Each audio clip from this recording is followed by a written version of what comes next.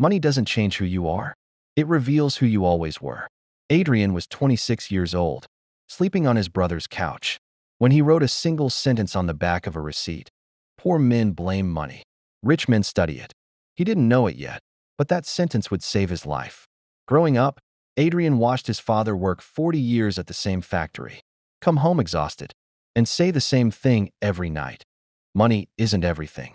Son, Adrian believed him, until he watched his father's pension disappear overnight when the factory closed. No apology, no warning, just silence, and a father who suddenly looked very old and very afraid.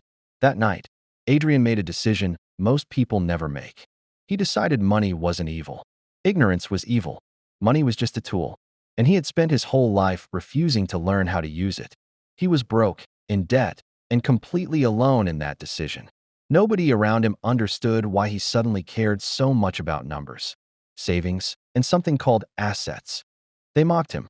He didn't stop. This is the story of how one man rebuilt his entire identity around a single truth. Money doesn't make you a man, but the discipline it demands. Well, for the first year, nothing worked.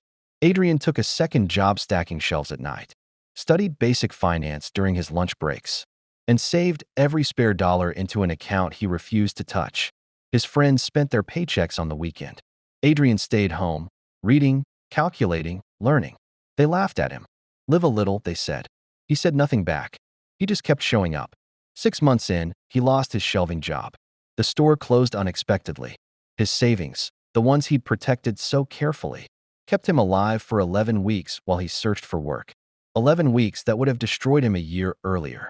Instead, they were the proof his new discipline actually worked. He took the pain differently this time. Instead of asking, "Why is this happening to me?" he asked, "What is this teaching me?" That single shift in questioning became the foundation of everything that followed. He realized something his father never taught him. Struggle isn't the enemy. Unpreparedness is. Money isn't about luxury, it's about options. And options are what separate a man who reacts to life from a man who decides how to respond to it. By year 2, Adrian had saved enough to make his first real investment, a small stake in a local business a friend was starting. Everyone told him he was reckless. His mother cried. His brother stopped speaking to him for a month. But Adrian had done something nobody else in his life had done. He had actually read the numbers. He understood risk instead of fearing it blindly. He wasn't gambling. He was calculating. The business grew slowly, painfully slowly.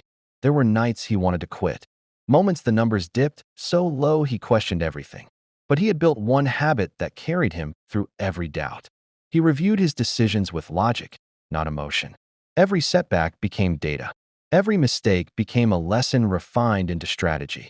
2 years later, that small stake had multiplied, not because Adrian got lucky, but because he had spent 3 years becoming a man who understood value before he ever tried to create it.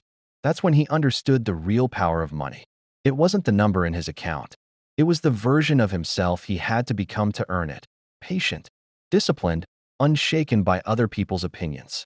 Adrian didn't become rich overnight, and he didn't become arrogant when he did. The same man who once slept on his brother's couch was now teaching his own father how to read a balance sheet.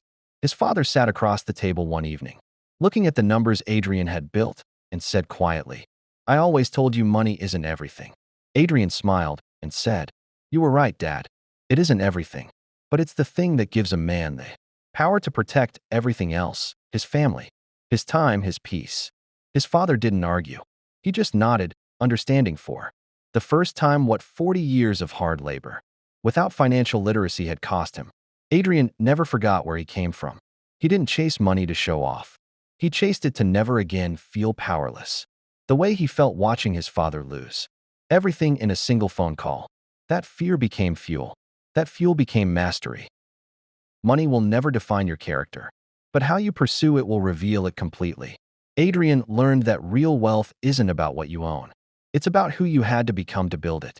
The late nights, the mocking friends, the lonely discipline nobody claps for. That is the real price of freedom. And most people quit long before they ever get to collect it. If you're standing where Adrian once stood, broke, doubted, exhausted, understand this. Money isn't your enemy, and it isn't your savior either. It's a mirror. It will amplify exactly who you already are. Undisciplined men become more chaotic with money. Disciplined men become unstoppable. So the question isn't whether money makes you a man. The question is, what kind of man are you going to be? Long before the money ever arrives? Because by the time it does, it's already too late to change who you were on the way there.